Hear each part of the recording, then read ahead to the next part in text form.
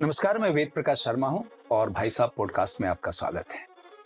आज हमारे साथ वो शख्सियत हैं जिनके बारे में बहुत कुछ मैं बता भी नहीं सकता जितना उन्होंने काम किया देश के लिए। उनका नाम है जगजीत सिंह कोचर। अब इनके लिए अगर मैं ये कहूं कि इनोवेशन और रिसर्च का काम 63 इयर्स के एज के बाद शुरू किया, इससे बड़ी प्रेरणा और क्या हो सकती है। वो नैनो बबल का फील्ड हो या क्रॉप इंश्योरेंस के क्लेम सेटलमेंट की बात हो, वो टेक्नोलॉजी की बात हो, या फिर ब्लू रिवॉल्यूशन में फिशरी से संबंधित बात हो, कितने फील्ड हैं और कितना बड़ा डोमेन है। इनके टेक्नोलॉजी का स्तर और कई चीजों में इन्होंने भारत को वो सम्मान दिलाया कि इन्होंने टेक्नोलॉजी को विश्व में कई चीजों के लिए पहली बार किया कि आज अमेरिका के लोग भी हाथ मिलाने को तैयार हैं और वो चाहते हैं कि हम उनसे शेयर करें। कोचर साहब, आपका बहुत स्वागत है। थैंक यू सो और मच। बस थोड़ी सी बात मैं आपके लिए बता पाया। जी। आप अपने काम के बारे में और अपने बारे में कुछ आराम से बताएं और पूरे देश को सीखने, समझने और जानने के लिए आप में बहुत कुछ है। बस इतनी आपसे अपेक्षा है। अम, मैं अपनी शुरुआत बात की करूंगा अपने बचपन से। जी, तो मेरा जन्म अशोकनगर मध्य प्रदेश से है ग्रेट। और उसके बाद मेरी जो प्रिलिमिनरी एजुकेशन है वो दुर्ग में दुर्ग भिलाई। वहाँ पे रही और मिडिल मैंने की मुगल सराय से और उसके बाद हाई स्कूल मैंने किया कानपुर से, इंटरमीडिएट में पढ़ा मिर्ज़ापुर से, उसके बाद ग्रेजुएशन मैंने की बड़ौत से। तो अगर इस जर्नी को आप देखें तो मैं बहुत ही छोटे शहर, गांव जैसे शहरों से निकला हुआ एक इंसान हूं और मानवीय स्तर पे जो सोशल सोशल इश्यूज हैं उनको समझने का इस पूरी जर्नी में मुझे बहुत मौका मिला बचपन से ही।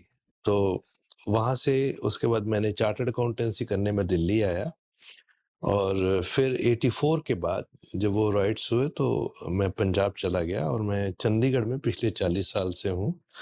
और उस दौरान जब मैं पंजाब पहुंच गया तो मेरा फोकस ये था समझने में कि पंजाब में ये जो एक काला दौर आया तो उसमें हम ऐसा क्या कर सकते हैं कि वो ऐसा दौर कभी ना आए और उसको हम इकोनॉमिकली कैसे सक्षम बना सकते हैं।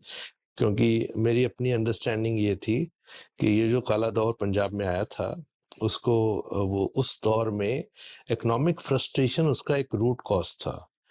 तो तब से लेकर मैंने इकोनॉमिक इश्यूज के ऊपर काफ़ी काम किया और उसी दौरान जो हमारा जो एक कनेक्ट सोशल इम्पैक्ट डोमेन से हुआ जिसने मुझे बाद में प्रेरित किया ऐसे प्रोजेक्ट्स करने के लिए जो एक लार्ज इम्पैक्ट दे सकते हैं, न केवल पंजाब के लिए, पूरे वर्ल्ड के लिए, विश्व के लिए।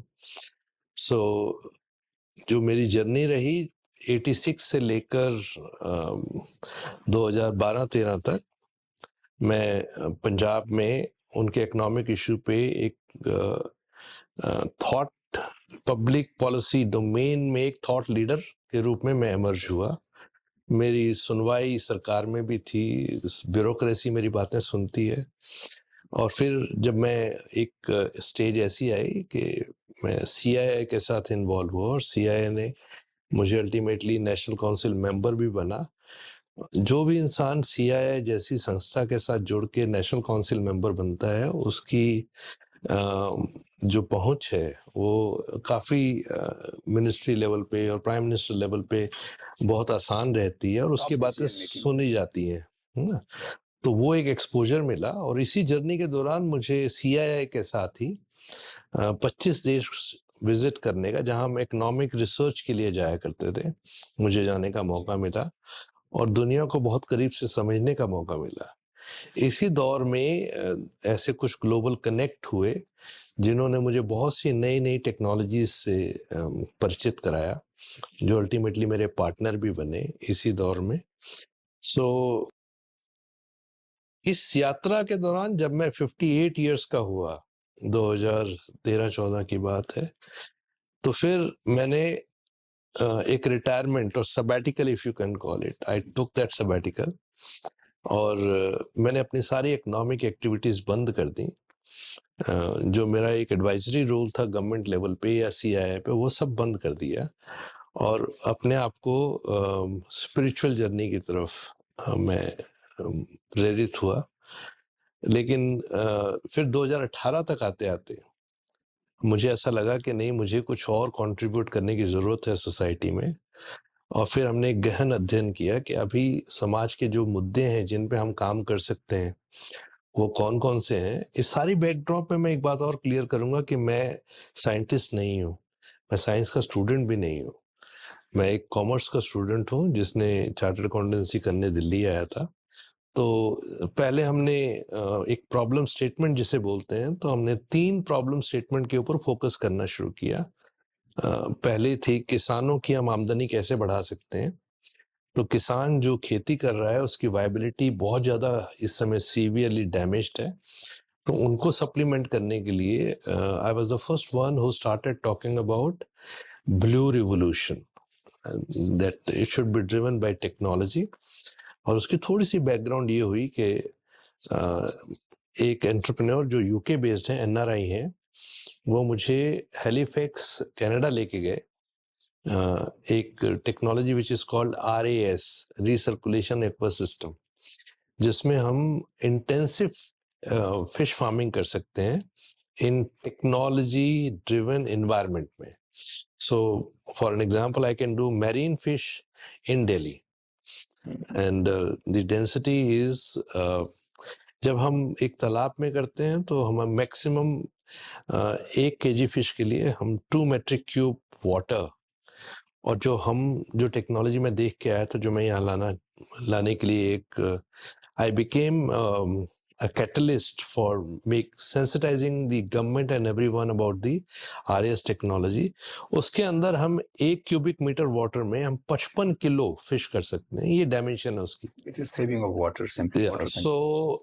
so you can bring marine fish to be done very near to the consumption centers and give absolutely fresh fish to the public. That was the whole domain.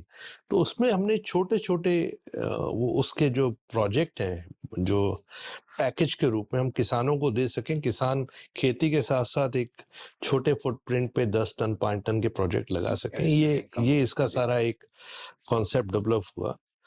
तो एक ये वाला डोमेन था जिस पे काम किया। और सेकेंडली हमने क्रॉप इंश्योरेंस, एक जो प्राइम मिनिस्टर फसल बीमा योजना है, ये हमारे ऑनरेबल प्राइम मिनिस्टर साहब का एक बहुत बड़ा सपना और बहुत ही एक प्रोग्रेसिव इनिशिएटिव।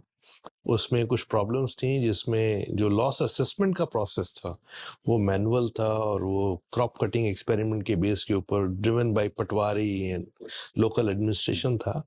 तो उसमें काफ़ी डिस्प्यूट हुए। तो एक अच्छी स्कीम की जितनी सफलतापूर्वक इम्प्लीमेंटेशन होनी चाहिए थी वो उसमें बॉटलनेक्स थी। तो फिर हमने रिसर्च की कि दुनिया ने इसको कैसे सॉल्व किया, और we found that today the technology exist where you can use the satellite imagery and process it to understand कि आज क्या इस one particular acre of land पे आपकी क्या कौन सी क्रॉप थी, उसका कितना ग्रोथ हो चुका था। You can develop now, AI allows you to do the crop growth models to be developed. So all that we brought the all data can be correlated and yeah. सो जब मैं fish पे काम कर रहा था तो मेरी कोलैबोरेशन थी नॉर्वे के साथ। नॉर्वे पूरी दुनिया में जो फिश के लिए बहुत मशहूर है, सामन के लिए। और जब इस डोमेन पे हमने काम किया तो स्विट्जरलैंड की एक कंपनी है सेल्सियस प्रो, जिन्होंने हमारे साथ टाई अप किया। वो इंश्योरटेक क्रॉप इंश्योरेंस के ऊपर दुनिया की टॉप 10 कंपनी में से एक है। तो हम उनको लेके आए और फिर इसके बारे में काफ़ी sensitization program at state level and central government level, आज सरकार उसके ऊपर काम कर रही है। वो 10 कंपनी उन्होंने आइडेंटिफाई की हैं जो वो सर्विसेज स्टेट गवर्नमेंट्स को आने वाले टाइम में देंगी। तो वो जो complete process of claim assessment and settlement will get automated. So उसकी वो जो एक बॉटलनेक है वो खत्म हो जाएगी। तो उसके ऊपर हम लोगों ने काफ़ी गहन रिसर्च भी की और एक इकोसिस्टम बनाया, गवर्नमेंट के साथ बातचीत की। एक वो डोमेन था। ग्रेट, ये एफिशिएंट भी हुआ और रिलायबल भी हुआ।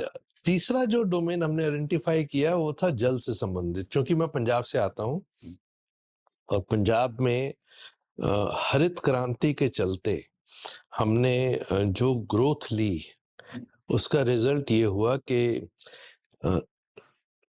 Technology is a enabler, but when you adopt a technology which enables you to uh,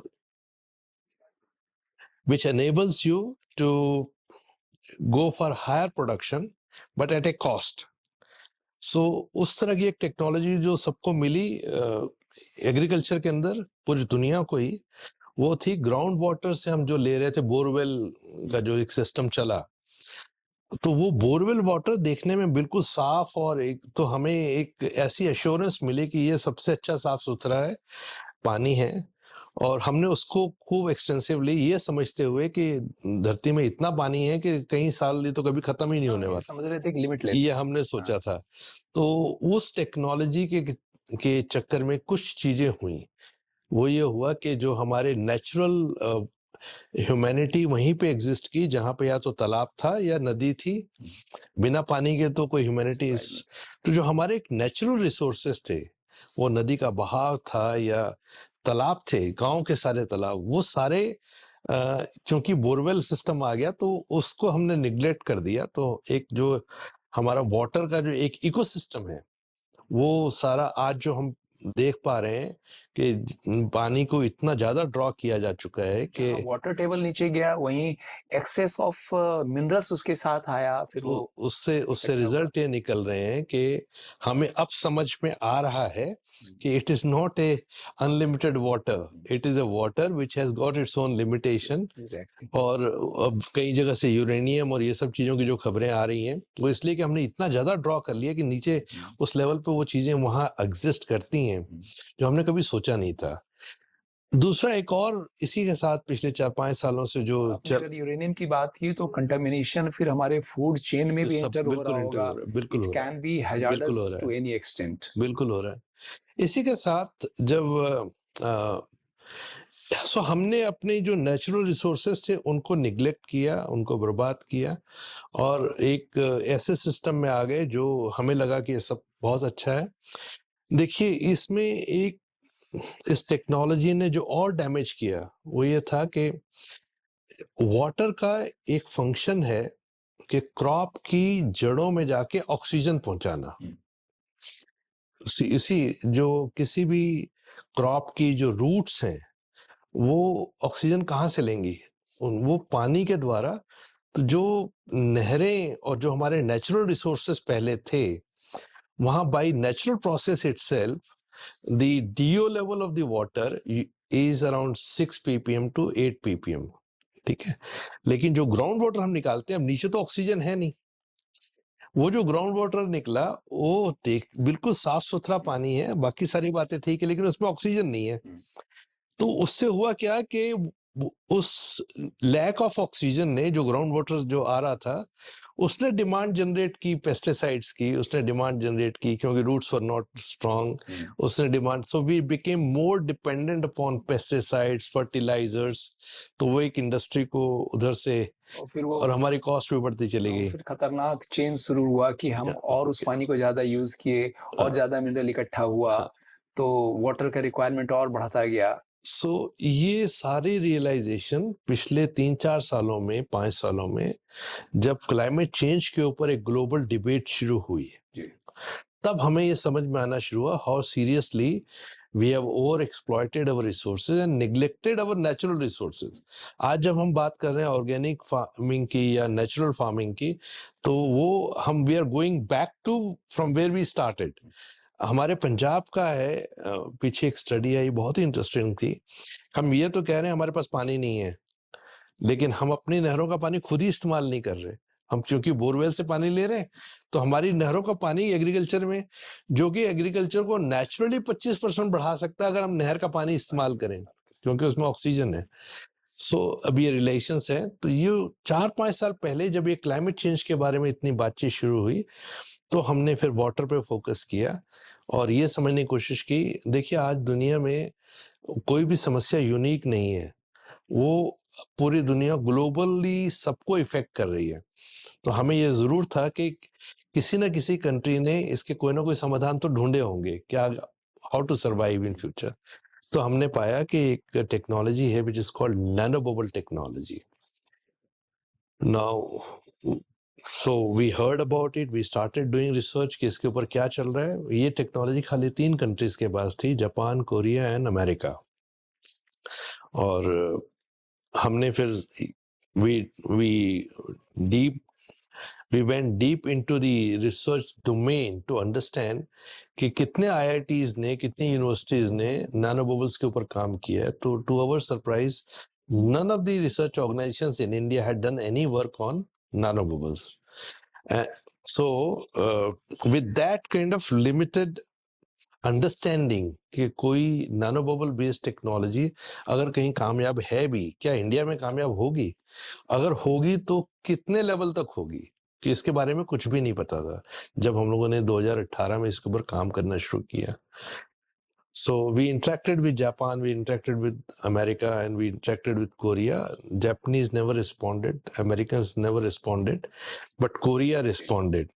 And we went to, with the support of the Korean government, we met 5 nanobubble generator manufacturers in Korea. And then I requested the government of India to give me the best brain who has done the work on nanoscience. And I got the recommendation of Dr. Kishore Paknikar. Dr. Kishore Paknikar is globally known scientist on nanoscience. He retired as the director of Agarkar Research Institute, Pune. So he was a member of the uranium enrichment project of government of India, जो Professor Abdul J. Kalam ji के time पे, so he was part of that team. So with that senior kind of a person going with us, it was an honor to. So we 3 of us, we went to Korea. We had best of the brain in technology, and then we had somebody from Ministry of Agriculture. His name is Devendra Kumar ji, Devendra Kumar Kaushik. He retired as Director of Finance of ICAR. So we 3 went to Korea. We met those 5 technology suppliers, and they educated us because they wanted to sell their technology. So we had gone with zero knowledge of what nanobubbles are. After 5 meetings, we could make some sense of a wonderfully emerging technology on the water domain. हमने जो 5वें scientist से मुलाकात की, उसके साथ tie up किया, उसकी कोर जो नैनोबबल जनरेटर है वो हम ले आए। नैनोबबल साइंस के ऊपर जितना काम हुआ है उसमें हर साइंटिस्ट ने एक पर्टिकुलर एप्लीकेशन के लिए अपनी एक डिवाइस तैयार की। तो जिस साइंटिस्ट से हम लेके आए, उन्होंने कोरिया में हाइड्रोपोनिक्स के ऊपर काफी काम है, वर्टिकल फार्मिंग में। तो उन्होंने जो डिवाइस बनाई थी वो वर्टिकल फार्मिंग के लिए उन्होंने ली थी, लेकिन हमारा तो जो फोकस था वो सीवेज के ऊपर था। तो हम वहां से लेके आए और उसके बेस पे हमने एक मशीन डेवलप की which is completely indigenous, it never copied any machine. और उससे हमने 2 मशीनें बना के एक अपनी रिसर्च चालू की। इस रिसर्च में हमने गवर्नमेंट से, बैंक से, पब्लिक सेक्टर, कहीं से कोई एक पैसा नहीं लिया। अपने जो मेरी रिटायरमेंट के जो सेविंग्स थी वो सारी हमने बेची और पूरा पैसा अपनी जेब से लगाया। पिछले 4 साल इसमें जो सबसे बड़ी सपोर्ट मुझे मिली वो गवर्नमेंट ऑफ इंडिया की थी। हम पूसा इंस्टीट्यूट में, IIT रोपर से हमें सपोर्ट मिली, and government of Punjab really supported us. तो हम उनकी सपोर्ट मुझे क्या चाहिए थी, जो हमने मशीन बनाई थी उसको हमें डिफरेंट वॉल्यूम पे, डिफरेंट सिनेरियो में टेस्ट करना था। सो वो मशीनें हमने 4 प्रोजेक्ट में पंजाब में लगाई। उसके सारे रिजल्ट्स गवर्नमेंट ऑफ पंजाब ने डेली उसके सैंपल लेके एक प्रोफाइल क्रिएट किया कि आपकी मशीन डेली क्या कर रही थी, what was happening there, for the sake of validation. For the sake of validation. उसका रिजल्ट ये निकला कि वो सारा डाटा आया हमारे पास। वो डाटा किसी और को समझ नहीं आ सकता कि वो है क्या, लेकिन हमें समझ में आ रहा था कि हमारी मशीन क्या कर रही है। With that 4 years of rigorous process of validation, we could decode the science of nanobubbles, how effectively this can be used. So I just give you a small glimpse example of nanobubble technology per se. So अगर हम अपने बाल की thickness को I'm telling you in a layman's language, अगर हम अपने बाल की thickness को 80,000 से divide करें तो हम नैनो साइंस पे पहुंचते हैं, नैनो लेवल पे पहुंचते हैं. Yes, correct. वो that's a scientific language, but किसी एक जैसे चूंकि on the platform we are talking, so what is it that we have developed? What we do is we have got 3 model of machines. One is 5 metric cube per hour capacity. Second is 10 metric cube per hour capacity, and third is 60 metric cube per hour capacity. अब हम 5,000 litre जो छोटा model है हमारा, वो हम पानी machine के अंदर पंप से लेके आते हैं. उसके हमारा ऑक्सीजन जनरेटर उसके अंदर ही लगा है, ओजोन जनरेटर लगा हुआ है. तो हम ऑक्सीजन से ओजोन में कन्वर्ट करके हम वो ऑनलाइन ऑक्सीजन उसमें मर्ज करते हैं, पर्ज करते हैं, और वो उसमें मिक्स करके नैनो बबल जनरेटर के थ्रू हम उसको दोबारा वाटर बॉडी में छोड़ देते हैं. वो जो नैनो बबल्स हैं उसमें ओजोन या ऑक्सीजन भरी हुई है, वो बिल्कुल लेस देन 100 nm साइज के हैं. We release trillions of nanobubbles every minute into the water body. So these nanobubbles are pure energy. Anything you reduce to nano size, it becomes a pure energy. So these nanobubbles, those tiny bubbles, when they come in contact, they are negatively charged. So when they come in contact with the contaminants, they burst. They release 3 things. They release oxygen or ozone, which is there, and they generate the burst energy. So they energize the water. And third, the process of this burst energy and oxygen, it generates OH radicals, which is called hydroxyls. So these hydroxyls, oxygen, and this burst energy, it combines together to expedite the oxidation process. So it is a very high level of advanced oxidation process which gets activated. So जो नीचे sludge है किसी भी water body में, that gets converted into CO2. खासकर organic immediately हो जाती है, इनऑर्गेनिक को थोड़ा टाइम लगता है. So ultimately that sludge goes out into the environment in the form of a gas. Okay, gaseous form में निकल जाती है. So what differentiator are we making? The current sewage treatment plants, what they are doing, we are setting, it's globally, we are setting up these plants. Ministry of Jal Shakti through Namami Gange are investing around 50,000-60,000 crore rupees in setting up these plants.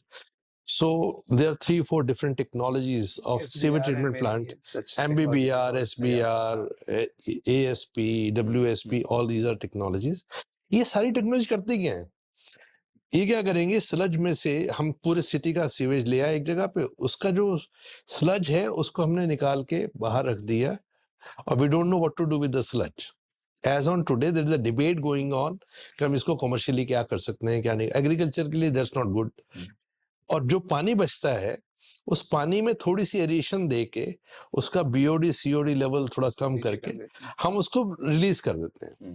अब वो जो treated water जाता है, वो treated water में oxygen नहीं है, वो भी 0 to 1 ppm है. तो पानी अगर एग्रीकल्चर में जाएगा तो एग्रीकल्चर को तबाह करेगा. वो पानी अगर नदी में जाएगा तो नदी में जो एक नेचुरल डीओ लेवल होता है 6 to 8 ppm, उसको ड्रैग कर देगा, तो वो फिश किलिंग होगी. और सो एक्चुअली जो करंट टेक्नोलॉजीज हैं वो they are playing havoc then providing any kind of treatment. They are not actually treatment.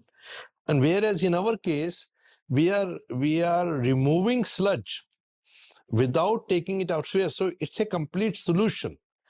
और दूसरी dimension है, नमामि गंगे की कॉस्टिंग है कि they are investing around 40,000 rupees per MLD. It's a life cycle cost. Whereas we do this much better exercise because हमारा जो treated water है उसकी 4 से लेकर 6 ppm तक का ऑक्सीजन लेवल है. That means if you release it to agriculture, वहाँ की प्रोडक्शन 40% बढ़ जाएगी. ठीक है. So with a better results and no accumulation of sludge, we are doing it at 4,000 rupees. Very less. So 40,000 और 4,000 और much better results. आज हम वहाँ खड़े हैं. तो ये एक वैलिडेशन हो चुकी है. We are working very closely with Namami Gange to give us a pilot project.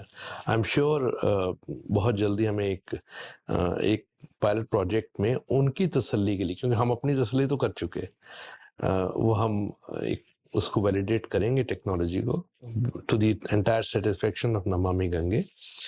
और उस एक प्रोसेस से खासकर जो पायलट प्रोजेक्ट की हम बात कह रहे हैं, उसमें नॉन कंप्लायंट एसटीपी को हम कंप्लायंट कर सकते हैं. सो हमारे पास जो टोटल वैलिडेशन ऑलरेडी अवेलेबल है वो पूसा इंस्टीट्यूट में हमने किया, department of water supply and sanitation Punjab, water supply and sewage board Punjab, PPCB, IIT Ropar, और एक हमने 25 एकड़ की एक लेक क्लीन की थी हैदराबाद में.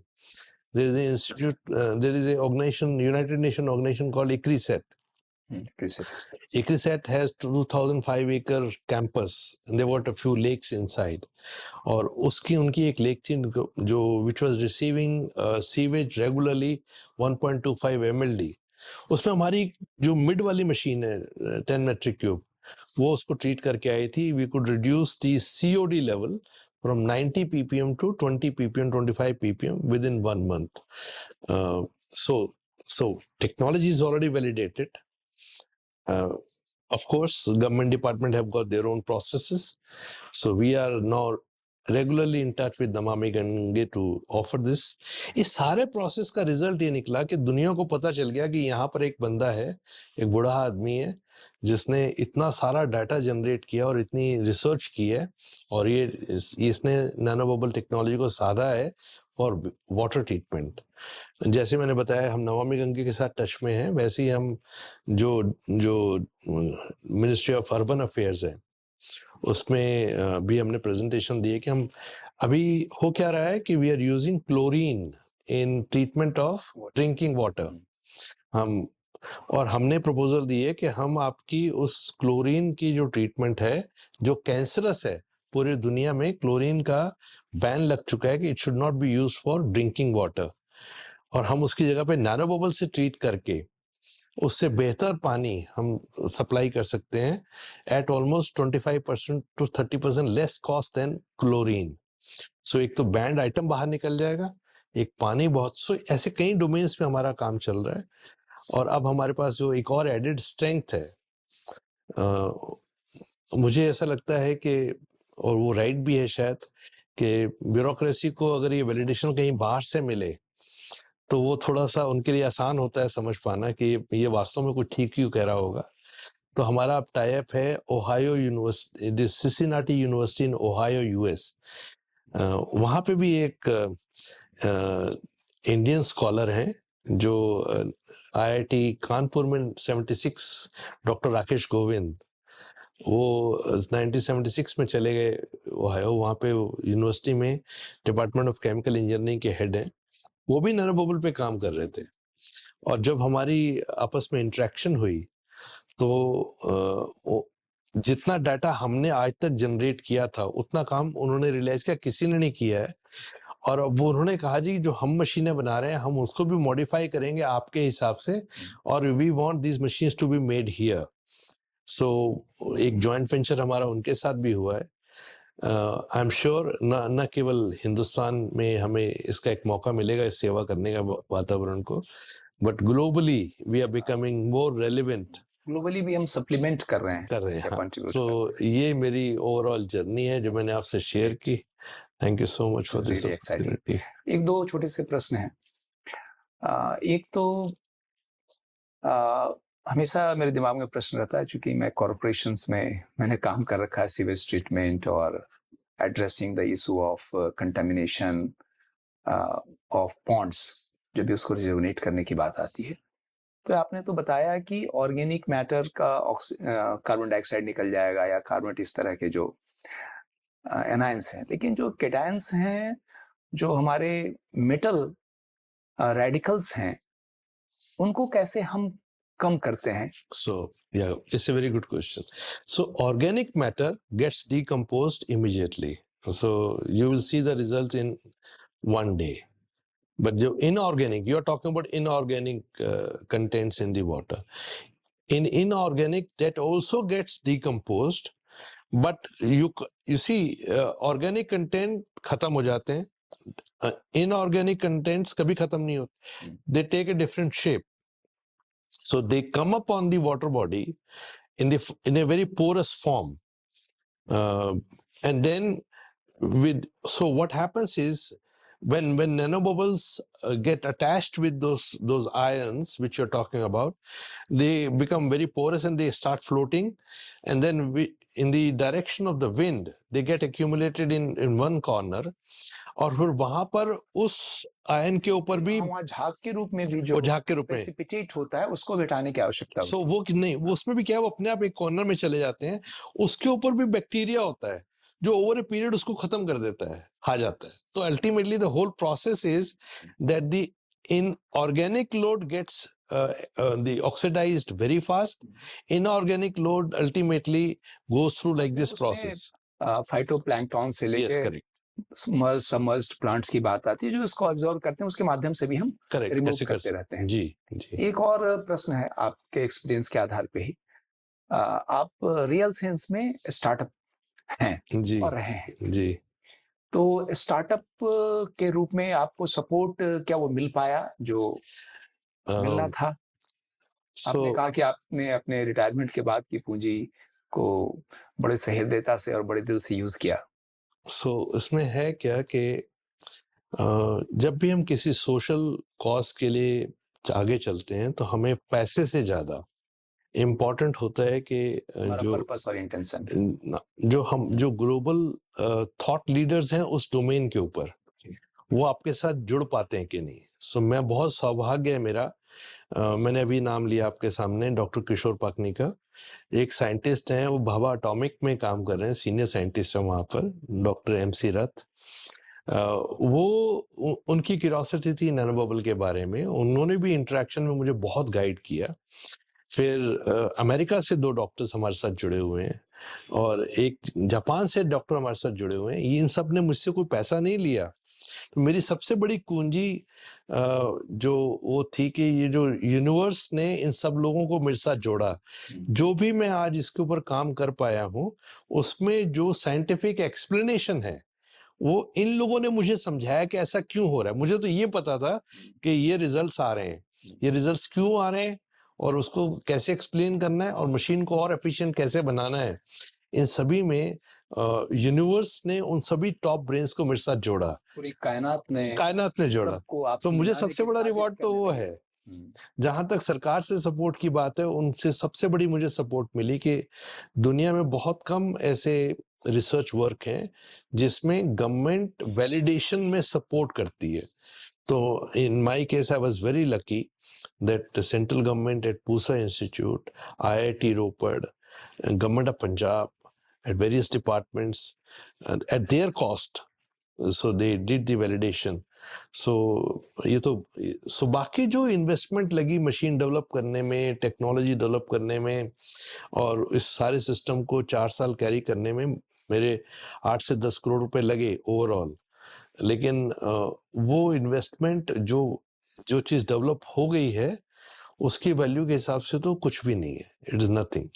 सो यही काम अगर किसी भी और ऑर्गेनाइजेशन को करना होता तो शायद ये 200-400-500 करोड़ रुपए का प्रोजेक्ट बन गया होता. सो मेरे लिए जो इतने कम रिसोर्सेज में कायनात ने मुझसे करवा लिया, ये सबसे बड़ा कंट्रीब्यूशन है. So I am very happy. बहुत बहुत धन्यवाद. Thank you so much Kochar साहब. Thank you so much. आपका युवा इनोवेटर, आपके अंदर जो यूथ है वो ऐसा ही काम करता रहे और आपके नॉलेज से, आपके एक्सपीरियंस से इस पॉडकास्ट के माध्यम से दुनिया के और भी लोग वाकिफ होंगे जो नहीं जानते हैं और उसका फायदा हमारा देश भी उठाएगा. और सबसे बड़ी बात है पूरे देशवासियों के लिए, सारे इनोवेटर के लिए, सारे एंटरप्रेन्योर्स के लिए, यूथ के लिए आप एक प्रेरणा के स्रोत हैं. Thank you so much. बहुत बहुत धन्यवाद. Thank you so much. Thank you.